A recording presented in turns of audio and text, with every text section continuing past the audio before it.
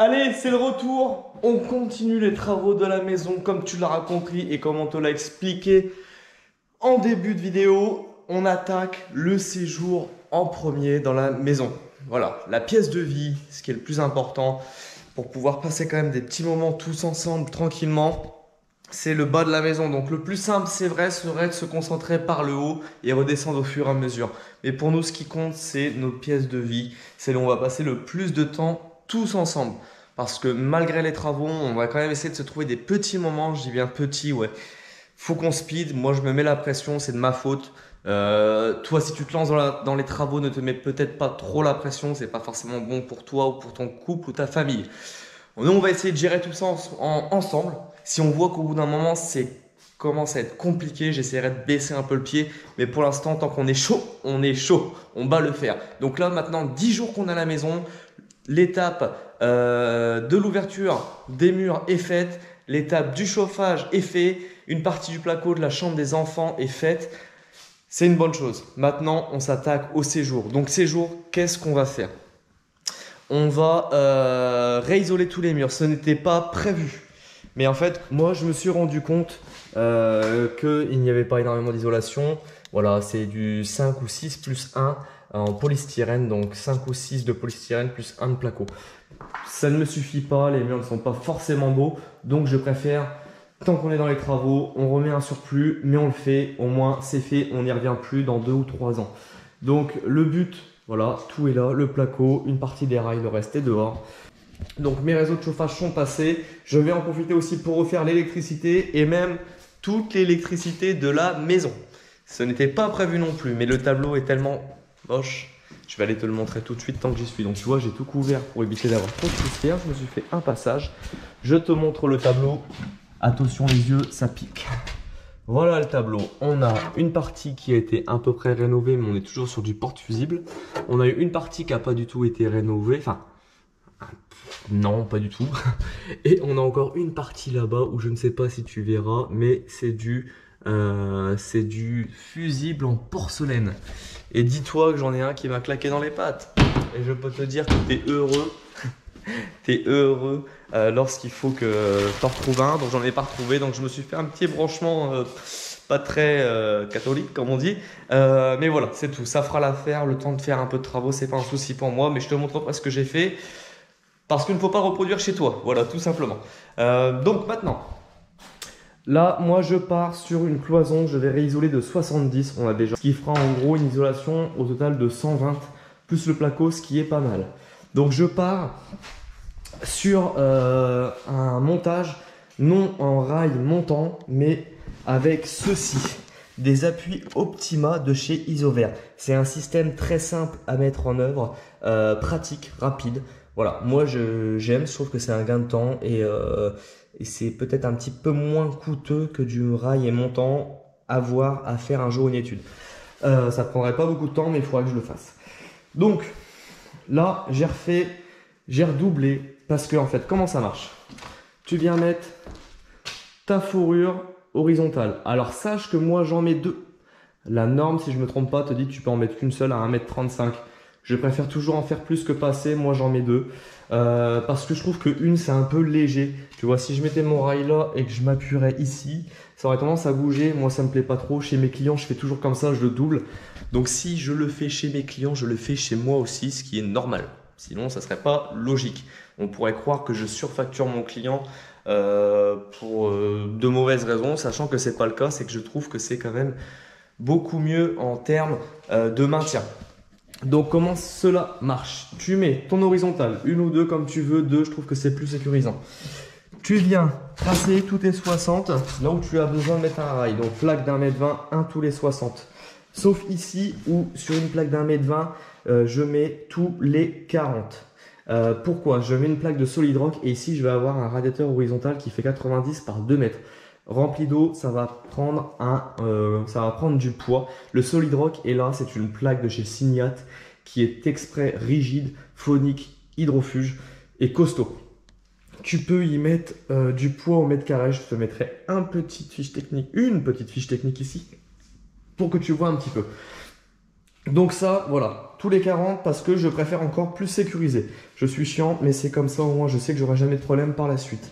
Donc, comment fonctionne l'appui Optima? Allez, en deux parties. La première, celle qui va venir s'intégrer dans ta fourrure. Donc ta fourrure, tu la mets horizontale pour pouvoir mettre tes rails à la verticale. Tu viens tout simplement intégrer ton clips dans ta fourrure. Ensuite, qu'est-ce que je fais? Moi, je mets mon laser ici, tu vois, tous mes 60. Je travaille avec deux lasers. Un qui me donne ma longueur du mur, si tu veux. Donc, toute ma planalité de mon mur. Comme ça, je sais si mes appuis Optima sont assez longs ou non, tu vois. Là, celui-ci passe. On est tout juste, mais ça passe, tu vois. Tant que je peux venir le tourner et le passer dedans, il n'y a pas de problème. Ça maintiendra mon rail sur l'appui dans ce sens-là. Ici, je retravaille avec des autres. Pourquoi? Parce que le mur n'est pas d'aplomb du tout. Ici, je démarre à 6,5. En haut, j'arrive à 10,5. Donc, ça faisait pas de mal de redoubler. Tu vois, je préfère redoubler. J'adore les choses droites, nickel, de niveau d'aplomb. C'est ce qui me caractérise. J'aime que tout soit nickel, organisé. Tu le découvriras au fil des vidéos. J'aime que tout soit impeccable. Donc, voilà, j'en fais toujours plus, mais au moins, on est sûr pour la suite. Donc, tu viens tout simplement régler. En fait, il suffit que tu le rentres dedans. Tu viens clipser ton montant dedans. Je vais te montrer. Tu vas voir, ça va être tout simple. On va en faire un ensemble. Je vais te le faire avec une chute. Voilà. Hop. On va essayer de faire ça ensemble, comme je t'ai dit. Donc, on va venir le faire sur celui-ci que je t'ai mis là. Tu viens, comme je te disais, tu as deux écoles. Soit tu viens le mettre dedans et tu clipses ton rail après, soit tu viens le mettre dans ton rail directement et tu le reclipses après dedans. Donc là, on va venir comme ça le mettre là. Tu vois, je le tiens dans le bon sens. Tu l'enclenches dans ton rail en bas, dans ton rail en haut, mais là, c'est une chute, ça ira pas. Tu viens tout simplement. Alors, je vais essayer de te faire les deux en même temps, ce qui n'est pas évident. Tu viens le glisser dans ta fente là, et après, en fait, tu n'as plus qu'à le clipser, il est coincé. Donc là, tu vois ici, là, il peut bouger. Donc, ce que je fais, tu vois, je le règle de niveau d'aplomb par rapport à mon laser.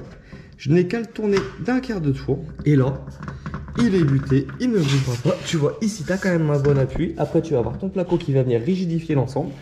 Et là, tu es sûr d'être nickel. Donc, comme je t'expliquais, le laser, ici, qui suit le long de mon rail, qui se reporte à mon rail de plafond ici. Donc, au plafond, j'ai un lisse. En bas, j'ai un lisse. Je viens emboîter ma fourrure dedans. Ensuite, je viens l'emboîter en haut. Tu vois, je le mets de biais, je l'emboîte comme ça. Et ensuite, tout simplement, je viens mettre mes appuis Optima, les régler d'aplomb. Donc, soit avec mon laser, soit avec une règle de niveau. Et après, on contrôle surtout le côté horizontal, savoir si tout est bien aligné avec une règle. Donc, je pense que tu as compris le principe. Des appuis Optima, sincèrement, moi, je n'utilise plus que ça maintenant. C'est un gain de temps. Et je t'expliquais aussi, moi je viens mettre donc, normalement mon laser sur mon trait là, et on va faire comme si c'était ici. Je fais mon axe comme ça, tu vois, là on n'est pas du tout d'accord. Et je viens mettre mon laser dans mon axe de mon rail et qui va se reporter jusqu'en haut, ce qui va me donner l'aplomb dans les deux sens. Dans ce sens-ci, ici, et dans ce sens là. Voilà comment faire un montage de doublage, tout simplement avec du système d'appui Optima de chez Isover. C'est très très simple. Donc maintenant que ça c'est fait, je te fais un timelapse de tout. Si je fais une étape importante, je te ferai un petit arrêt dessus. Mais sinon, maintenant, c'est parti.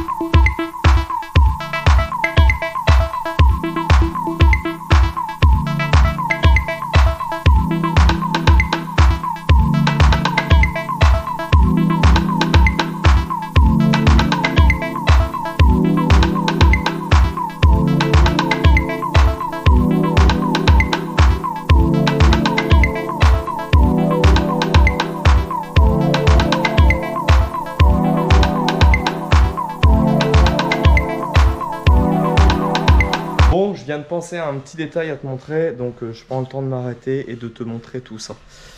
Donc là, ce que j'ai fait, c'est que j'ai préparé mon petit bout de plaque de placo qui était prévu pour venir à cet endroit-là. Je l'ai vissé, ce qui m'a permis de mettre mon rail et ça ne me gênera pas pour faire passer mon électricité.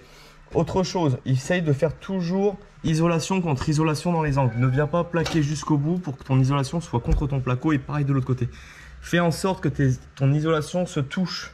Pareil, pour éviter les ponts thermiques, c'est toujours mieux de faire ainsi. Bon allez, on y retourne. Ah oui, le micro arrive bientôt. Je sais que j'ai eu beaucoup de messages sur le micro. Le micro est commandé et il sera dans la même vidéo normalement.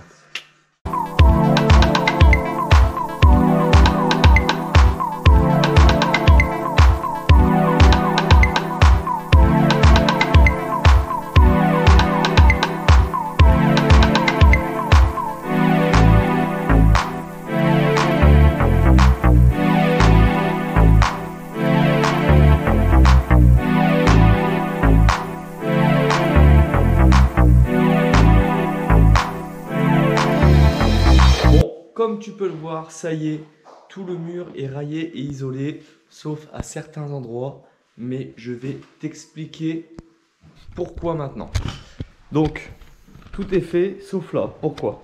Parce qu'ici, il faut que je prévoie mes sorties de radiateur. Mais pour le faire, je vais devoir mettre des coudes sur mon multicouche de chaque côté. Mais je vais attendre de faire l'autre partie là-bas, comme ça je ferai les deux en même temps parce qu'il va falloir que je coupe la chaudière et que je vide tout le réseau pour pouvoir mettre mes coudes en place. Donc ça je m'en occuperai après. Pareil, les côtés des fenêtres.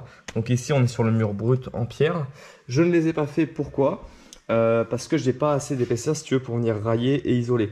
Donc qu'est-ce que je vais faire? Ici je te donne une petite astuce. Je vais mettre un panneau de Vedi.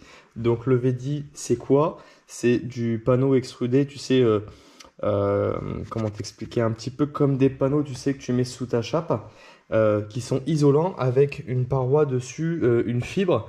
Et ces panneaux là je vais pouvoir venir les mettre, je vais mettre du panneau de 2 cm, ce qui va m'isoler mes côtés, mes embrasements de fenêtre, et que je viendrai réenduire. Je te montrerai ça au moment où je le fais. Ensuite, tant que j'y suis, je te montre une petite astuce pour justement avoir ces embrasements sur le même équerrage. Donc on n'est pas d'équerre, moi je les ouvre un maximum pour essayer de gagner en lumière. Donc pour avoir le même degré d'angle de chaque côté, je t'explique comment j'ai procédé. Donc je me suis tracé un trait ici parallèle à mon raillage. Et là, je me suis mis à 40. Après tu te mets à 40, à 30, à ce que tu veux. Tu vas peut-être pas voir là avec le laser rouge et la lumière, mais j'ai mis mon laser en mode équerrage, tu vois, à 90 degrés. J'ai aligné sur ce trait là et le trait là-bas. Je me suis mis dans l'axe de ma fenêtre. Donc mon axe de fenêtre, c'est pile poil mon axe d'ouverture ici. Attention, c'est pas forcément pareil sur chaque fenêtre. Des fois, tu as la partie ici qui va venir un peu plus loin. Donc du coup, fais attention, mesure bien. Donc moi, en me mettant parallèle à mon rail ici de chaque côté et en me mettant d'équerre par rapport à mon axe de fenêtre, ça m'a donné un axe qui est ici. Donc tu vois, on va essayer de reporter sur l'axe. Voilà à peu près, hein, c'est juste pour te faire une idée. Et de là, j'ai pris l'embrasement que je voulais. Donc on est sur une fenêtre de 120, moi j'ai mis un embrasement de 40. Et ben de là, j'ai reporté 70, d'ici j'ai reporté 70. Et ça m'a donné mon embrasement de fenêtre avec le même degré de chaque côté. Donc si tu fais comme ça, au moins tu es sûr de ne pas te tromper. Donc c'est hyper pratique parce que là j'ai le niveau laser qui fait directement mon angle à 90 degrés. Tu peux essayer de faire la même chose avec une équerre. Mais voilà, si tu as ça, c'est super pratique. Ben maintenant, écoute, qu'est-ce que je vais faire? Eh ben je vais continuer tout ce mur-là. Tu as compris le principe.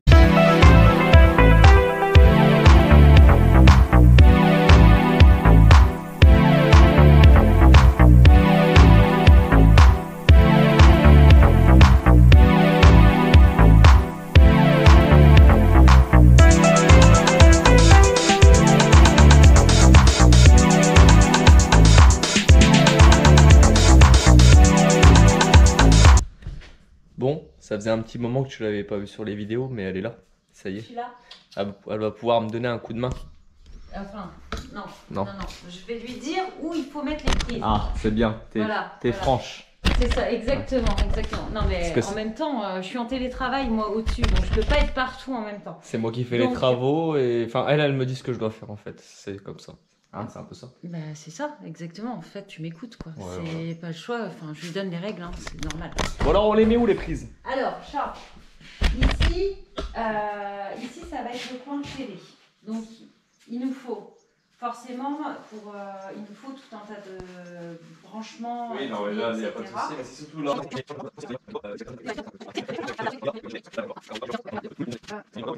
Pas caché derrière un meuble ou quoi que ce soit. Ou pas. Si, parce que je voudrais bien peut-être un buffet ici. J'ai dit pas de buffet. Ou une décoration. Enfin voilà. Et c'est pas toi qui décide, ok? C'est pas toi. J'essaye.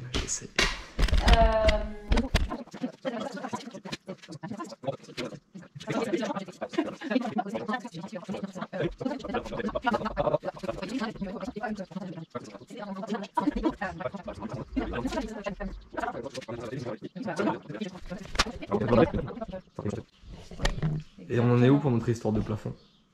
Ah bah alors là, l'histoire du plafond.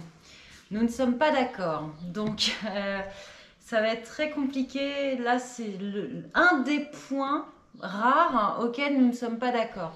Alors parce que moi, je veux un plafond plat, quoi, classique. Mais ça sera plat, c'est juste le contour. Et lui, il veut me faire des... Non, des juste un contour. J'aurais bien... Je sais pas quoi. Mais juste espèce, une œuvre d'art. Je veux faire une œuvre d'art au plafond. Non, et je veux pas être dans une discothèque. Mais c'est pas une discothèque, qu'est-ce que tu racontes?